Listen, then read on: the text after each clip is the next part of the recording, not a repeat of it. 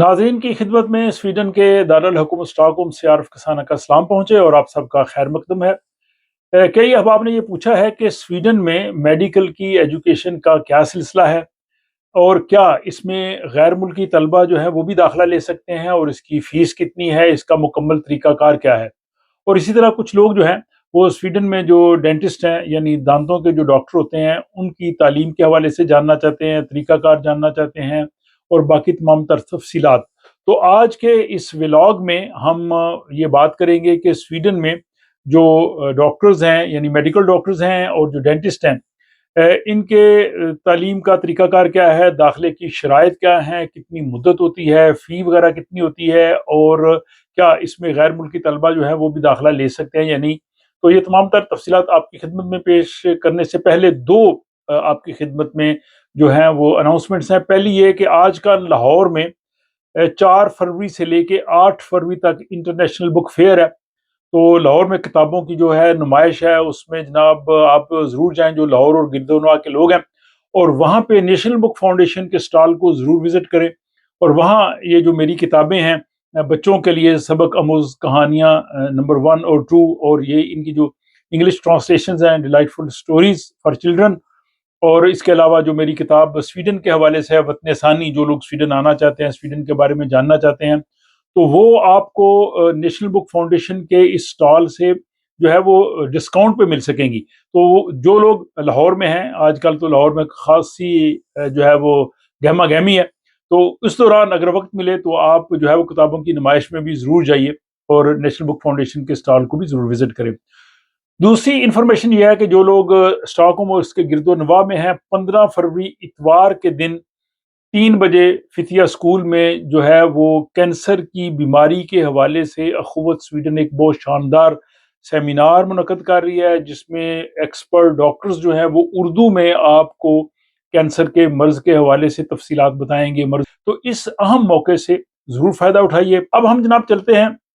कि स्वीडन में medical education जिसको लेकर ये प्रोग्राम कहते हैं, इसको अगर आप जो इंडिया पाकिस्तान में एमबीबीएस होता है उसके बराबर समझे, या अमेरिका वगैरह में जो एमडी की डिग्री है, तो स्वीडन में इसको जो है वो लेकर ये प्रोग्राम कहते हैं। और अब ये जो है इसका दौरानिया 6 साल हो गया। इससे पहले ये 5.5 साल ये तालीम मुकम्मल होती थी, लेकिन अब ये 6 साल होने की वजह से 12 टर्म्स या 12 सेमेस्टर्स जो है वो होते हैं। सबसे पहले हम बात करते हैं दाखिले की शराइत क्या है। तो दाखिले के लिए जो यहाँ स्वीडन में जिसको जिम्नाजियम कहते हैं, या आप हमारे हाई स्कूल कह लें, कॉलेज कह लें, वहाँ पे जो साइंस सब्जेक्ट्स के साथ जो है वो एफएससी जैसे इंडिया पाकिस्तान में होती है वो होनी ज़रूरी है। स्वीडन में नातूर प्रोग्राम होता है जिम्नाजियम में, वो लेना ज़रूरी है। और इसमें एक तो वैसे भी यूनिवर्सिटीज़ में एडमिशन्स के लिए स्वीडिश और इंग्लिश जो है वो 2 सब्जेक्ट चाहिए। तो यहाँ इंग्लिश 6 और स्वीडिश 3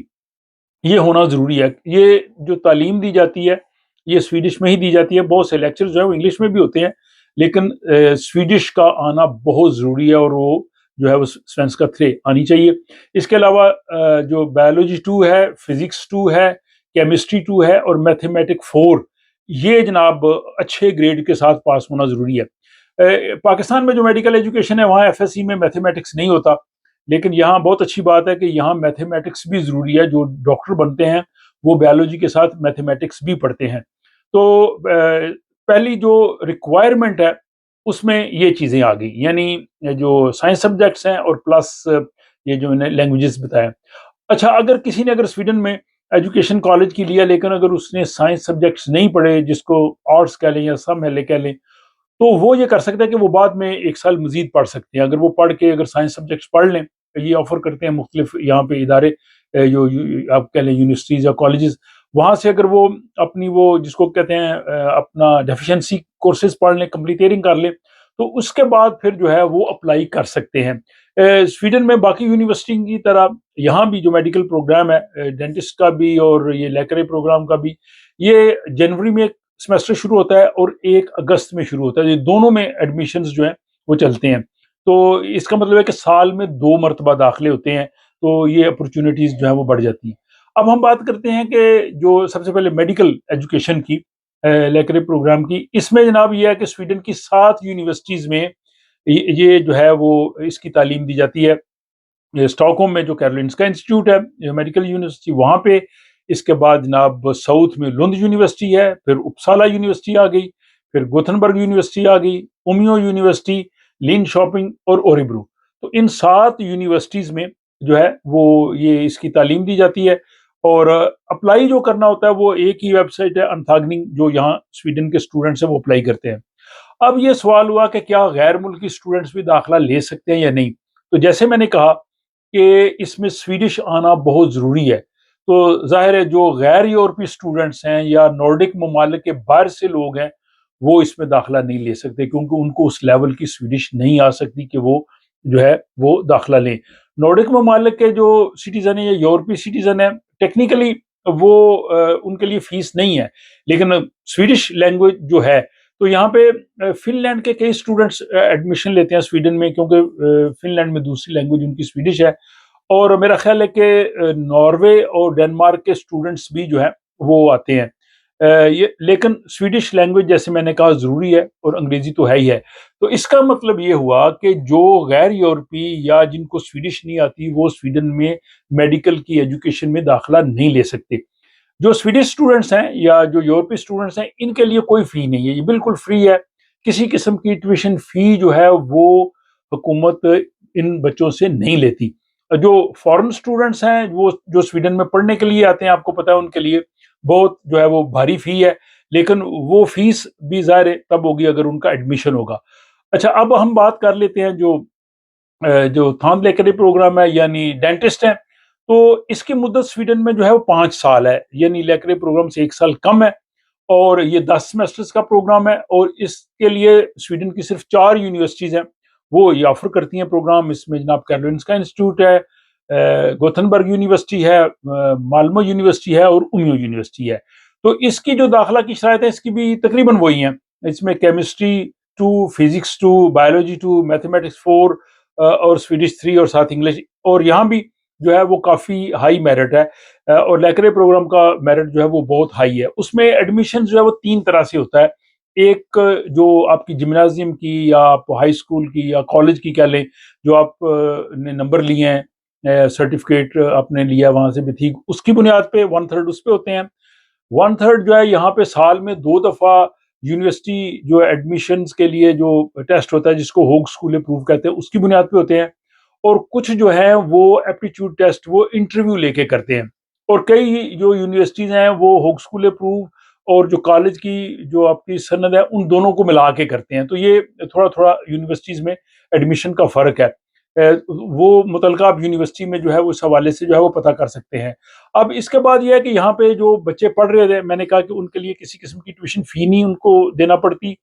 بلکہ ان کو حکومت کی جانب سے جو ہے وہ اسٹڈی الاؤنس ملتا ہے، ہر بچے کو ملتا ہے۔ سویڈن میں کالج کے بعد 6 سال آپ اپنی لائف میں اسٹڈی الاؤنس لے سکتے ہیں، تو اس کا مطلب یہ ہے کہ 6 سال کی اب ڈگری ہو گئی ہے سویڈن میں، پہلے 5.5 کی ہوا کرتی تھی، وہ آخری بیچ ابھی جون میں فارغ ہو رہا ہے، تو اس کے بعد جتنے بھی بیچز فارغ ہوں گے یا جو آ رہے ہیں وہ سب 6 سال ان کا دورانیہ ہے۔ تو اس وقت جو ابھی میں حال میں بات کر رہا ہوں، جو فل ٹائم اسٹوڈنٹ ہوں اس میں یونیورسٹیز میں، وہ 4120 سویڈش کرون ان کو ماہانہ جو ہے وہ اسٹڈی الاؤنس ملتا ہے، وہ آپ نے واپس نہیں کرنا، وہ لیکرے پروگرام نہیں، وہ سب میں ملتا ہے، وہ آپ اپنے ڈینٹل سرجری پڑھ رہے ہیں یا کچھ اور پڑھ رہے ہیں، یعنی 4120 سویڈش کرون آپ کو اسٹڈی الاؤنس حکومت کی طرف سے ملتا ہے۔ اور اس کے بعد اگر آپ چاہیں کہ آپ نے مزید لون لینا ہے تو اسٹڈی الاؤنس بھی ملتا ہے، یہ CSN کا یہاں ادارہ وہ دیتا ہے، اسٹڈی الاؤنس بھی آپ لے سکتے ہیں، یعنی وہ لون بھی لے سکتے ہیں جو آپ نے واپس کرنا ہے بعد میں، جب آپ کی تعلیم مکمل ہو جائے گی اس کے غالباً 6 مہینے کے بعد پھر وہ پہلا آپ کو بل آتا ہے، اور اس کا انٹرسٹ بہت لو ہوتا ہے، تو اگر وہ بھی آپ لینا چاہیں تو کل ملا کے 13,600 سویڈش کرون ایک اسٹوڈنٹ جو ہے وہ لے سکتا ہے۔ تو یہ ایک اچھی خاصی جو ہے وہ یہاں اسٹوڈنٹس کی جو ہے وہ مدد ہے کہ وہ مطلب پڑھ سکتے ہیں، انہیں فائنانشل کسی قسم کی جو ہے وہ پرابلم نہیں ہوتی۔ تو یہ اس انداز سے یہ بڑا شاندار جو ہے وہ یہاں پہ سیٹ اپ ہے۔ اس کے بعد جابز جو ہیں وہ بہت زیادہ ہیں یہاں پہ، جو لیکرے پروگرام میں جو فارغ ہوتے ہیں وہ، بلکہ وہ دوران تعلیم بھی وہ گرمیوں کی چھٹیوں میں ایز اے جونیئر ڈاکٹر کام کر سکتے ہیں لاسٹ سیمسٹرز کے بعد جا کے، اور اس کے بعد جو ہے وہ جو ہی وہ فارغ ہوتے ہیں، یہاں پہ ایک بہت اچھا سسٹم ہے، جابس کی پرابلم نہیں ہے ہیلتھ سیکٹر میں، اس میں ایون جو نرسز ہیں، ڈینٹسٹ ہیں، ڈاکٹرز ہیں، ان سب کے لیے جو ہے وہ کوئی ایسا مشکل نہیں ہے۔ جو باہر سے ڈاکٹرز آتے ہیں ان کو یہاں پہ آ کے ایک امتحان ہوتا ہے، وہ کوالیفائی کرنا ہوتا ہے، ان کو لینگویج سیکھنا ہوتی ہے، اس کے بعد پھر ان کو ایک ٹریننگ پروگرام میں جانا ہوتا ہے، اس کے بعد وہ یہاں سے لائسنس لے کے جو ہے وہ کام کر سکتے ہیں۔ لیکن یہاں کے جو اسٹوڈنٹس ہیں یہ فارغ ہونے کے بعد اپنا جو ہاؤس جاب مکمل کرنے کے بعد جو ہے وہ لائسنس لے سکتے ہیں، وہ کوئی مشکل نہیں ہوتا۔ اور یہاں پہ ہیلتھ جو ہے یہ ریجنز کے پاس ہے، تو ہر ریجن کا تھوڑا تھوڑا فرق ہے، لیکن آلموسٹ طریقہ کار تقریباً جو ہے وہ ایک ہی ہے۔ تو میرا خیال ہے کہ یہاں میں نے وہ تمام باتیں جو ہیں وہ ڈسکس کر دی ہیں جو ایڈمیشن کے حوالے سے، اور جو سویڈن میں جو ایڈمیشن لینا چاہتے ہیں تو انتاگننگ ڈاٹ ایس سی ایک ہی ویب سائٹ ہے، جیسے university admission dot S C ہے، اس پہ جا کے انہوں نے اپلائی کرنا ہوتا ہے، اور اس کے بعد پھر اس میں سارا لکھا ہوتا ہے کہ کب کب ان کو جو ہے وہ یہ میرٹ لسٹ لگے گی، کب پتہ چلے گا، وہ یہ سارا طریقہ کار اس پہ اختیار کرتے ہیں۔ اب کئی دوستوں نے مجھے یہ بھی پوچھا کہ ان کے بچے چھوٹے ہیں، وہ سویڈن رہ رہے ہیں، وہ چاہتے ہیں کہ ان کے بچے جو ہے وہ میڈیکل کی طرف آئیں، تو سب سے پہلے چیز یہ ہے کہ آپ بچوں کا ذہنی میلان دیکھیے، وہ کیا بننا چاہتے ہیں۔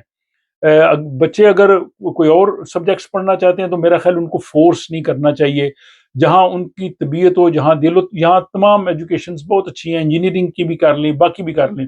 لیکن اگر اس کے باوجود آپ چاہتے ہیں تو اس کی آپ بچے کو جو ہے وہ انٹرسٹ اس میں پیدا کر سکتے ہیں، اس پروفیشن کے لیے ان کو اس کے حوالے سے بتا سکتے ہیں۔ تو اگر وہ اس طرح سے انٹرسٹ پیدا ہو اور وہ خود اپنی موٹیویشن سے اگر وہ میڈیکل ایجوکیشن لے گا تو وہ بہت اچھا ڈاکٹر بنے گا۔ تو یہ تقریباً میں نے انفارمیشن جو ہے وہ ساری آپ لوگوں کے ساتھ شیئر کر دی۔ اگر کوئی آپ کا سوال ہو تو وہ کمنٹ باکس میں ضرور لکھیے گا، میں کوشش کروں گا اس کا رپلائی کرنے کا، اور میں اپنے ناظرین سے بھی چاہوں گا کہ وہ بھی اگر کوئی ایسی انفارمیشن مسنگ ہے یا آپ سمجھتے ہیں کہ اس کو اور تھوڑا ڈیٹیل بتانا چاہیے تھا تو وہ کمنٹ باکس میں لکھ سکتے ہیں۔ اپنا خیال رکھیے، اور اس ولاگ کے حوالے سے اپنی رائے کا اظہار ضرور کیجیے، اور آپ کی سپورٹ سے یہ چینل چل رہا ہے، آپ سپورٹ کرتے رہیں گے تو اس طرح کی انفارمیٹیو ویڈیوز میں آپ کی خدمت میں پیش کرتا رہوں گا۔ اپنا خیال رکھیے گا، ملاقات ہوتی ہے اگلے ولاگ۔